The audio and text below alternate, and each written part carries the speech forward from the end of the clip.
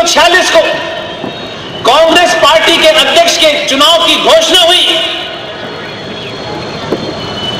आज तो हमारे यहां बड़े प्रोएक्टिव लोग हैं। जब किसी आदमी का समाज में कद बड़ा हो जाता है और वो जब छोटी बात करता है तो हम इतने भोले लोग हैं कि उस बड़े आदमी की छोटी हरकत को नजरअंदाज करते हैं। जब आपने चुनाव की घोषणा कर दी 20 अप्रैल को कि कांग्रेस पार्टी का अध्यक्ष चुना जाना है, तो इस देश में एक साहब है, सनातनी परंपरा में किसी के बड़े उम्र से बड़े आदमी की इज्जत की जाती है। वो रिक्शा भी चलाता हो तब भी की जाती है। लेकिन वो बड़ा आदमी अपने कद के कारण अगर झूठ बोलता है तो चौराहे पे खड़े होकर उसका प्रतिकार भी करना चाहिए।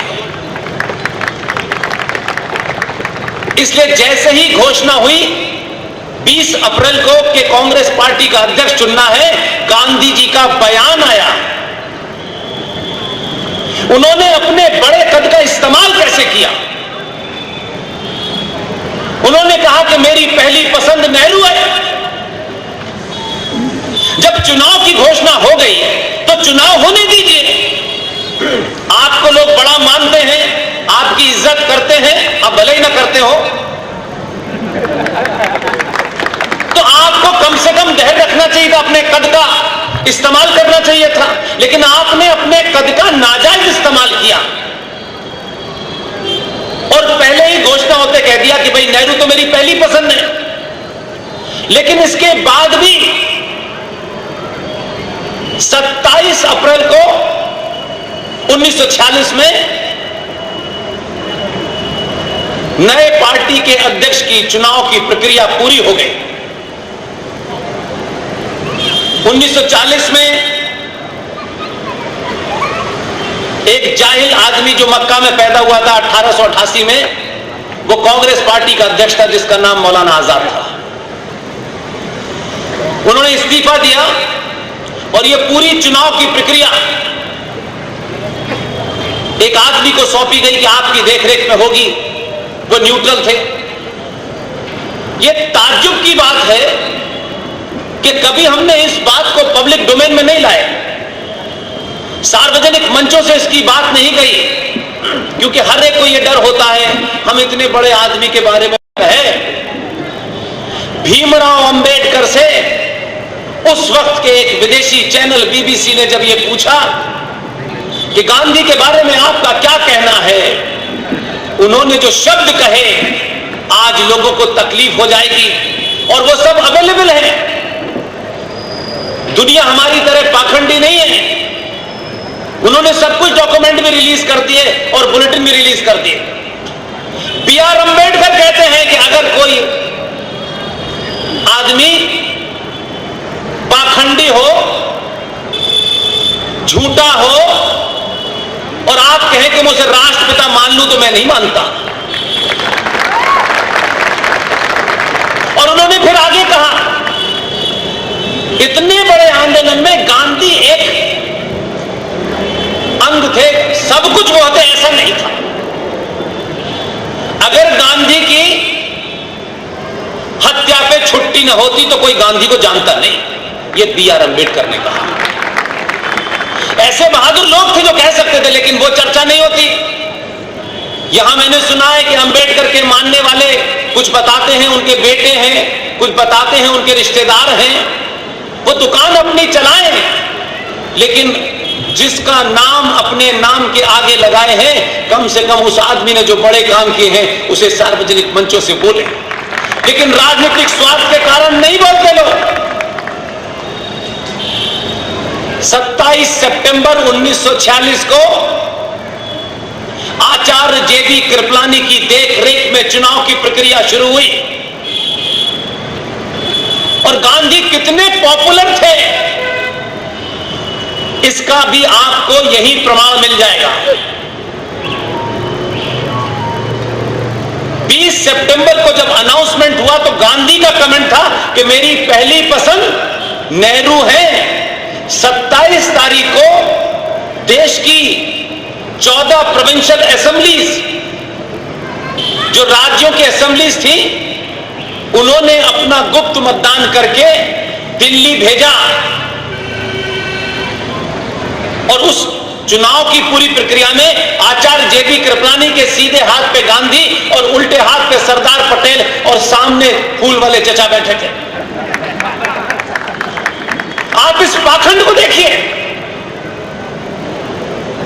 डिब्बा खुला तो जिन गांधी ने मात्र 7 दिन पहले यह अपील करी थी, इनडायरेक्टली कांग्रेसियों को यह बताने की कोशिश की थी कि मैं चाहता हूं नेहरू को, मैं उन 14 राज्यों के उन कांग्रेसियों को नमन करता हूं कि उन्होंने जब वोट डाला और डिब्बा खुला तो 14 में से 2 वोट इनवैलिड हुए और 12 के 12 वोट सरदार पटेल को मिले।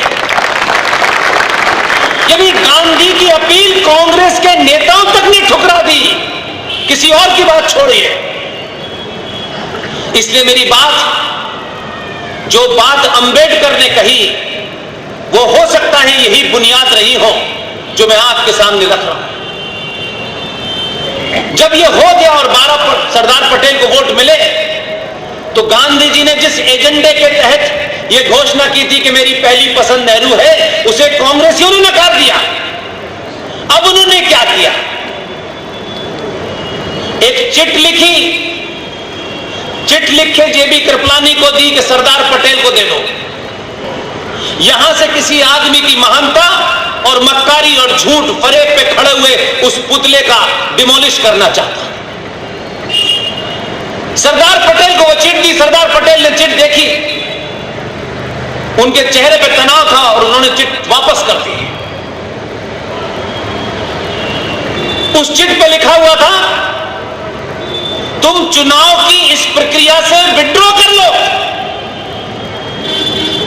यानी वो चुनाव एक नौटंकी थी, क्योंकि उनकी मुराद पूरी नहीं हुई, नेहरू को एक भी वोट नहीं मिला और सरदार को मिल गया। तो अब उन्होंने अपने बड़े होने का दूसरा फायदा उठाया और चिट पे लिखा कि तुम इस इलेक्शन से विड्रॉ कर लो। सरदार पटेल ने गुस्से से वो चिट वापस कर दी। इसलिए ऐसे लोगों का चरित्र दोबारा और तिबारा लोगों को बताना चाहिए। दूसरी चिट लिखी उन्होंने, बेहयाई का आलम देखिए, क्योंकि एजेंडा कुछ और था। दोबारा चिट लिखी, फिर जेबी कृपलानी को दी और सरदार पटेल से कहा तुम इस्तीफा दे दो। सरदार पटेल समझ गए, खुददार आदमी थे, उन्होंने चिट फाड़ी और उड़ के चले गए। जिस आदमी को अपनी पार्टी का एक भी वोट नहीं मिला, वो आदमी, आप सोचिए कि यह प्रक्रिया पूरी हो गई और इसके फौरन बाद क्या हुआ? 14 अगस्त 1946 की घटना पता है किसी को? किस एजेंडे के साथ यह हुआ? आप जब कनेक्ट करेंगे तो समझ में आएगा। और ये मेरे सामने की घटनाएं नहीं है, ये जेबी कृपलानी साहब, उन्होंने अपनी किताब में लिखा है, इसलिए ओरिजिनल सोर्स है, किसी दूसरे की बताई हुई कहानी नहीं है। 14 अगस्त 1946 को बंगाल में हिंदुओं का कत्लेआम हुआ, जिसे आप बंगाल किलिंग के, कलकत्ता किलिंग के नाम से भी जानते हैं और नोआखली के नाम से भी जानते हैं। 10,000 से ज्यादा हिंदू परिवारों को मारा गया, दबाव बनाया गया, किसके कहने पे? और फिर कमाल का देखिए, अप्रैल से अगस्त आई, अगस्त से सितंबर आया और 2 सितंबर 1946, ये डेट जाके वेरीफाई कीजिएगा, 2 सितंबर 1946 को जवाहरलाल नेहरू ने यूनियन जैक के नीचे, जो ब्रिटिश साम्राज्य का झंडा था, उसके नीचे महारानी के प्रति अपनी आस्था प्रकट करते हुए लॉर्ड माउंटबेटन ने उनको भारत के प्रधानमंत्री की शपथ दिलाई और आप कहते हैं कि पहले प्रधानमंत्री नेहरू जी थे। लेकिन यह बड़ी करके कहानी इसलिए बताई गई कि आपके बीच में जो बहादुर थे, योद्धा थे, जिन्होंने किसी संगठन, जो आजकल संगठन हिंदुत्व के 1000 हर गली मोहल्ले में घूम रहे हैं, हिम्मत नहीं है कि आज भी 2022 के भारत में अपने लोगों को मजबूती से बात रखने की बात करें। आज भी चाटुकारिता हो रही है।